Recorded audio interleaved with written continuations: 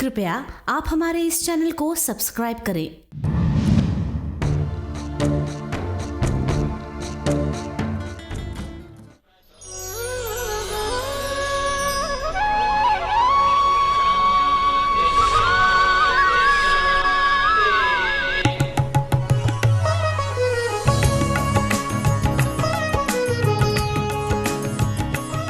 लो फिर हम चल पड़े आपको ले एक नए तीर्थ के रहस्य की ओर।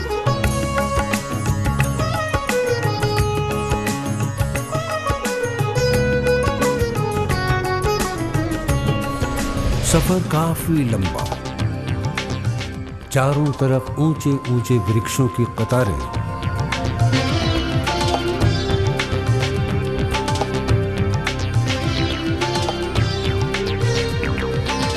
आज हम चले हैं स्कंद पुराण में वर्णित मां के ऐसे रूप के दर्शन करने जो है हरिद्वार से ज्वालापुर और स्थान बड़े बड़े जंगलों के बीच में।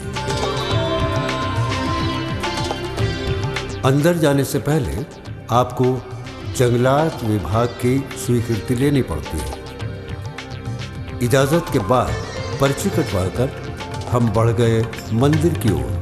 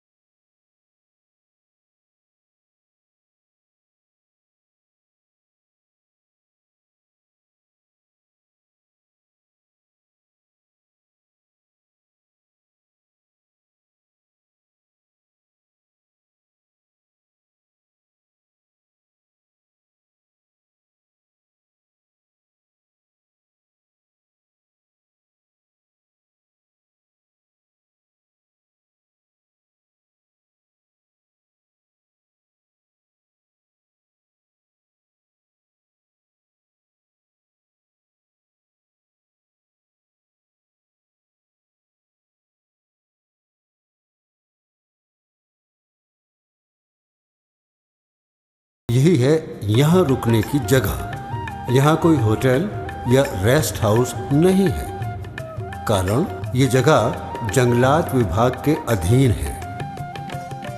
यहाँ लगी चेतावनी वन विभाग की सरकारी चेतावनी है।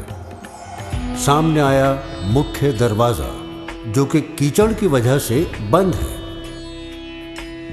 2 दिन से लगातार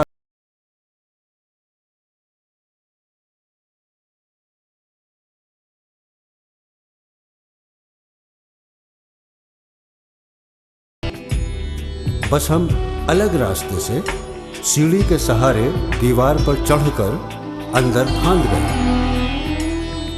यह मंदिर एक टीले पर बना है, चारों तरफ दीवारों से घिरा।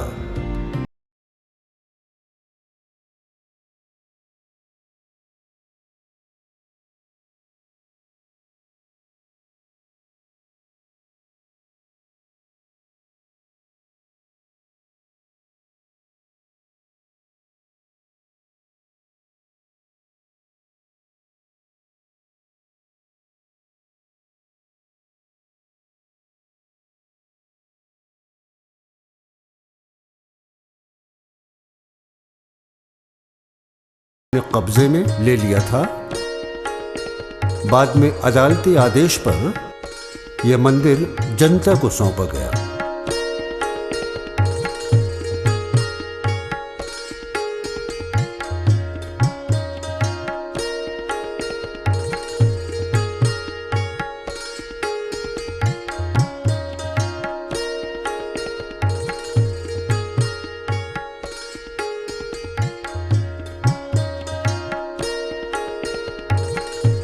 सामने है सीढ़ियां, चल पड़े हम सीढ़ियों पर।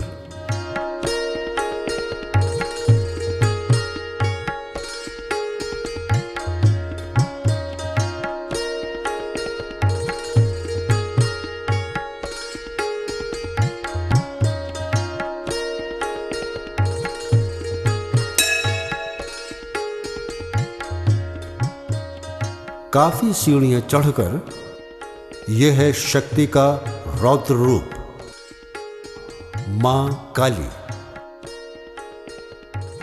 ये काफी पुरानी मूर्ति है।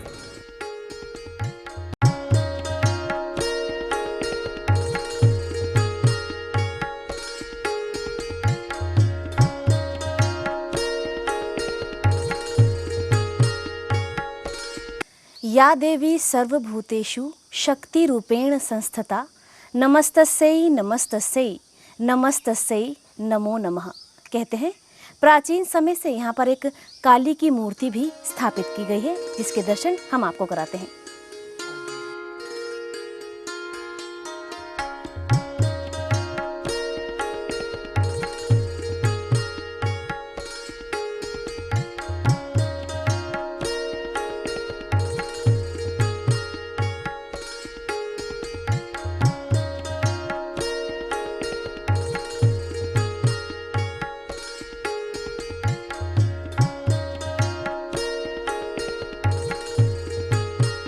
आज हम आपको दर्शन कराएंगे सूर्यकुट पर्वत पर स्थित स्कंद पुराण में वर्णित सिद्धपीठ देवी सुरेश्वरी जी के।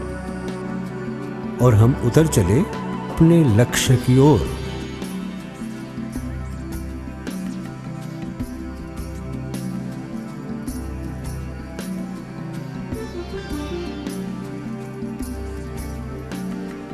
मंदिर के खुलने का समय 6 बजे सुबह से 8 बजे रात्रि तक का है।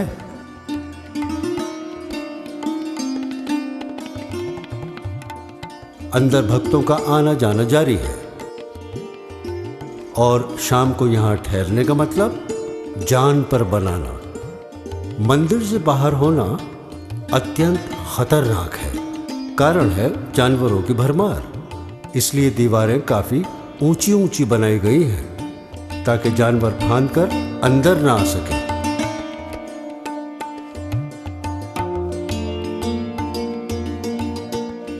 नीचे आकर दर्शन किए सुरेश्वर महादेव के।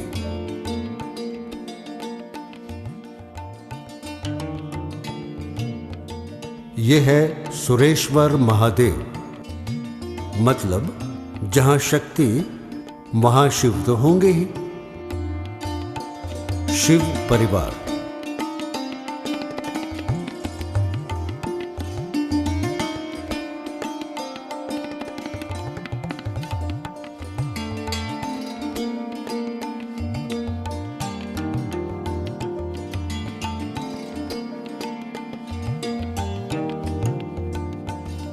यह है वेदों की आहुतियों के लिए बना हुआ हवन कुंड। कई प्रकार के यज्ञ यहां होते रहते हैं।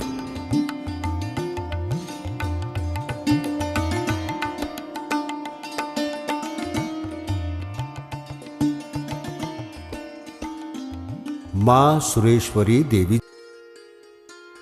कथा यूं है कि जब राक्षसों ने युद्ध में देवताओं को हरा दिया था, तब देवेश्वर इंद्र ने यहां भगवती की प्राप्ति के लिए तप किया था।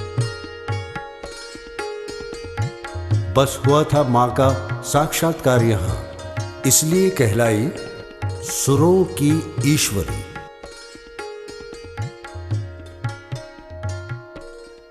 फिर काली बन राक्षसों का संहार किया था। दुर्गा सप्तशती में पूरा वर्णन है। आपने जाना इसके इतिहास के बारे में यहीं के पंडित जी से। इसका इतिहास है जी, ये यहाँ पर देवराज ने तपस्या की थी। उनका अधिकार जो था राजा रज के पुत्रों ने छीन लिया था।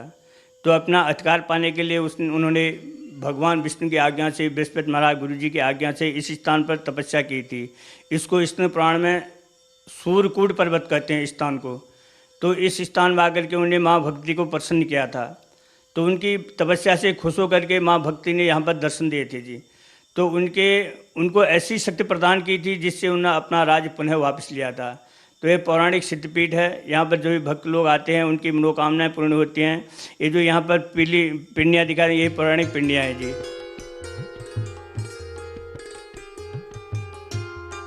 यहाँ भगवती सुरेश्वरी देवी की कृपा बहुत है जी। यहाँ पर चैत्र नवरात्र में सचंड यज्ञ होते हैं, असौज में होते हैं। यहाँ भक्त लोग आते रहते हैं। यहाँ विशेष भंडारे होते हैं। तो माँ की कृपा से सबकी मनोकामनाएं पूरी होती हैं। जो ये भगवती के छत्तर टंगे हुए हैं, ये सब लोग मनौती के लिए सबकी मनौती पूरियाँ होते हैं। सब छत्तर ले आते हैं। यहाँ विशेष भंडारा होते रहते हैं। माँ की कृपा से सबकी मनोकामनाएं पूर्ण होती है। माँ का आशीर्वाद है। जब यहाँ माँ भगवती प्रकट हुई तब से भक्तों के लिए आशीर्वाद। जो भी भक्त अपनी मनोकामना लेके यहाँ आते हैं उनकी मनोकामनाएं पूर्ण होती हैं जी। यहाँ बहुत दूर दूर से लोग आते हैं। आजकल गुजरात से बहुत बहुत दूर से, गर्मी में बहुत बहुत श्रद्धालु लोग यहाँ आते हैं माँ भगवती के दर्शन के लिए। बहुत लोग रास्ते में कष्ट उठा करके माँ के दर्शन करने के लिए बहुत लोग यहाँ आते हैं जी। एक डाकू था सुल्ताना, जो काफी बड़ी फौज रखता था और अक्सर अमीरों को लूटकर गरीबों में पैसे को बांटा करता था। यहीं इन्हीं जंगलों में अक्सर वो आया करता था। ये है उसकी बची हुई एक पुरानी कुटी। कहते हैं यहाँ चोरी का सोना पिघलाकर यहीं जमीन के नीचे कई जगह उसने सोना दबाया हुआ।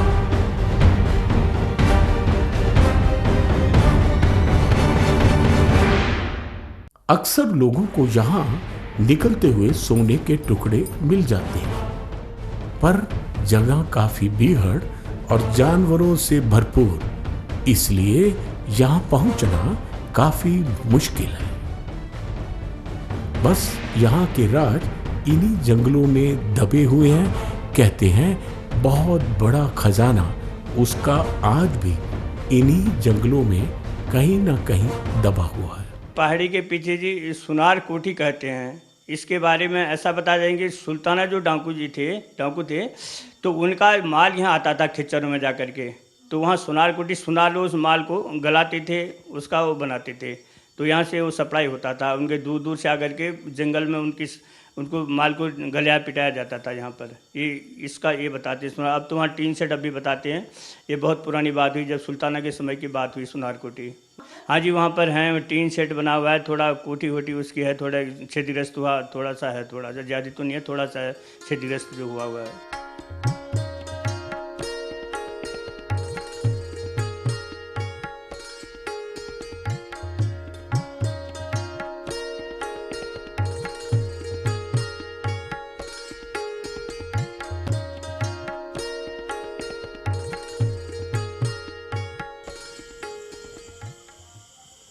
कहते हैं शक्ति को देखा नहीं जा सकता, पर महसूस अवश्य किया जा सकता है। वही आभास हमें हुआ है यहाँ पर आकर। हम चाहेंगे आप भी आएँ यहाँ पर देवी सुरेश्वरी जी के दर्शनों के लिए। आज की इस यात्रा में बस इतना ही। हम फिर हाजिर होंगे एक नई कड़ी के साथ। तब तक के लिए नमस्कार।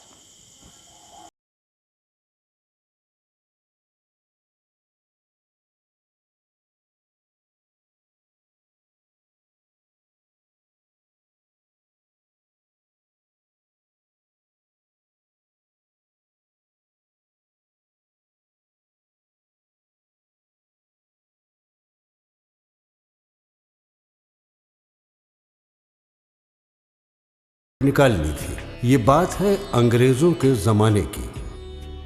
मंदिर को नहीं छोड़ा गया, लाइन थोड़ी सी छत डालकर बनी है, यानी लोगों के आने जाने के लिए लाइन पर पुल बना दिया गया।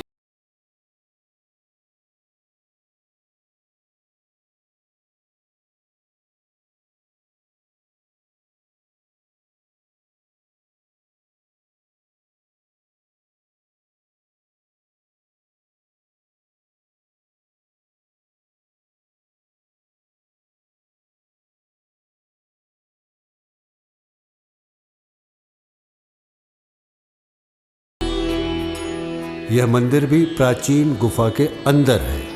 कहते हैं काफी पुराना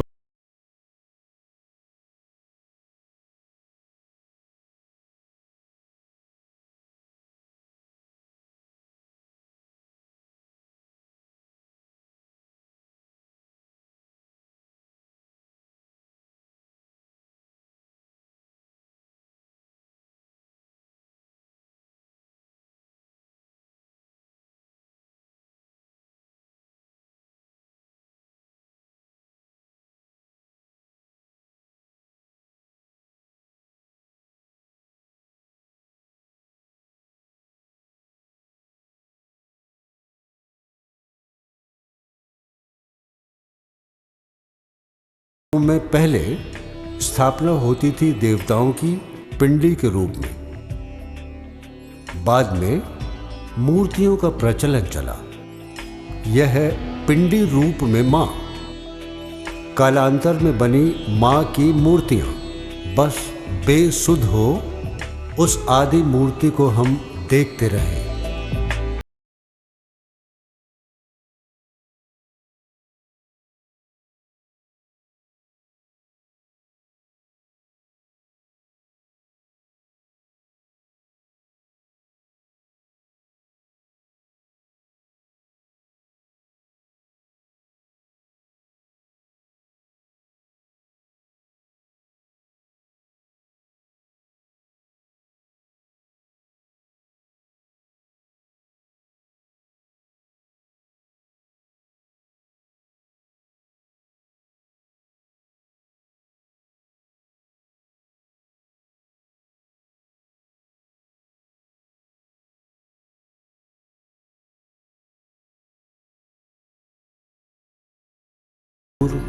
नजदीक बने गुप्तेश्वर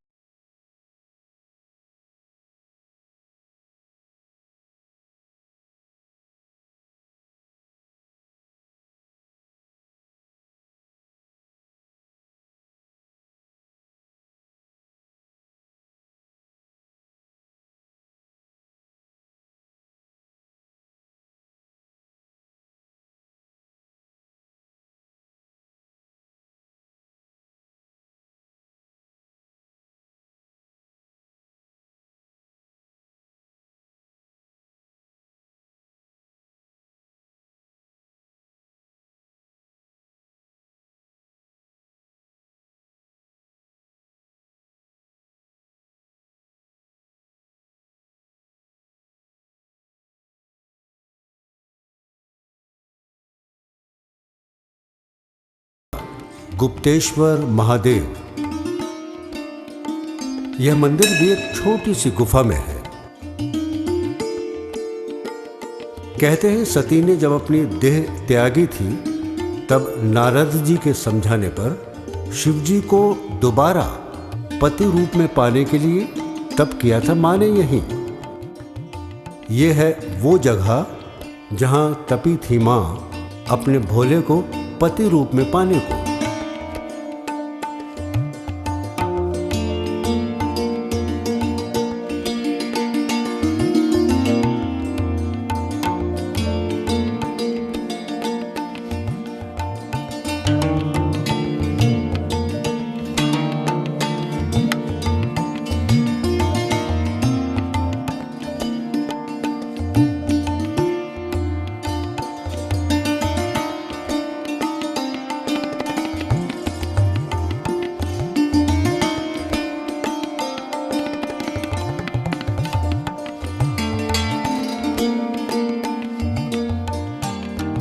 ये है प्राचीन सिद्धपीठ स्वयंभू श्री गुप्तेश्वर महादेव का प्राचीन मंदिर। क्या है इस मंदिर की महत्ता, आइए जाने पंडित जी से।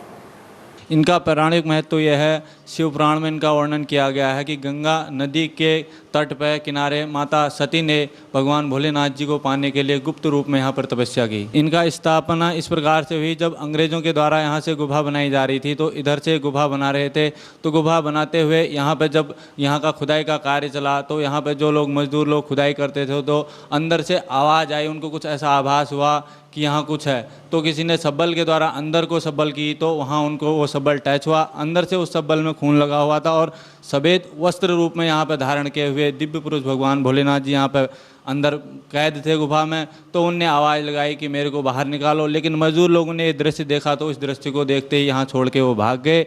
उसके बाद जब यहाँ के आसपास के महंतों लोगों को बुलाया गया तो यहाँ आने तक वो श्वेतधारी जो पुरुष थे वो यहाँ शिवलिंग में विराजमान हो चुके थे। अंग्रेज़ों ने इस जगह से इसको छोड़ के ऊपर से गुफा का संचालन किया आगे को, और यहाँ पे भोलेनाथ जी का मंदिर बनाया गया।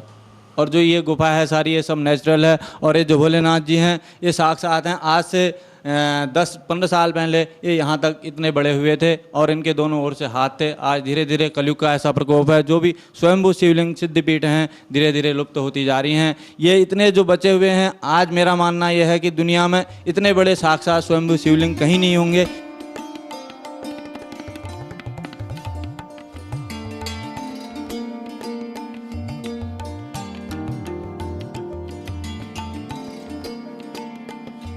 इस विचित्र शिवलिंग को प्रणाम कर हम चल पड़े आगे, ताकि आपको दिखा सकें कुछ और।